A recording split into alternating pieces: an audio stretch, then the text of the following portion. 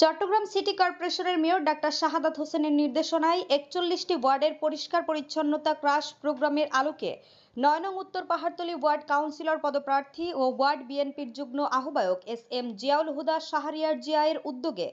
বর্ষা মৌসুমে এলাকা জলাবদ্ধতা মুক্ত রাখার উদ্দেশ্যে রাস্তা ও নালা পরিষ্কার রাখার লক্ষ্যে ৯ নং ওয়ার্ডবাসীর মাঝে গণসচেতনতা বৃদ্ধির লক্ষ্যে পরিষ্কার পরিচ্ছন্নতা কর্মসূচি পালন করা হয়েছে।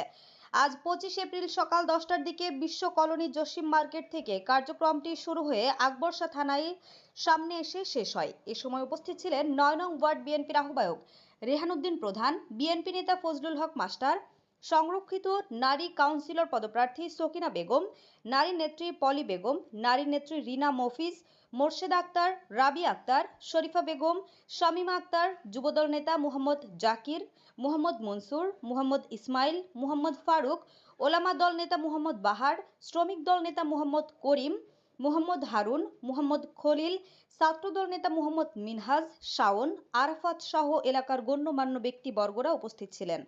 অনুষ্ঠানের পূর্বে দোয়া মুনাজাত করেন আলহেরা কেন্দ্রীয় জামে মসজিদের ইমাম মুফতি মাওলানা সানাউল্লাহ সাহেব। কার্যক্রম শেষে এক সংক্ষিপ্ত বক্তব্যে কাউন্সিলর পদপ্রার্থী শাহরিয়ার জিয়া বলেন,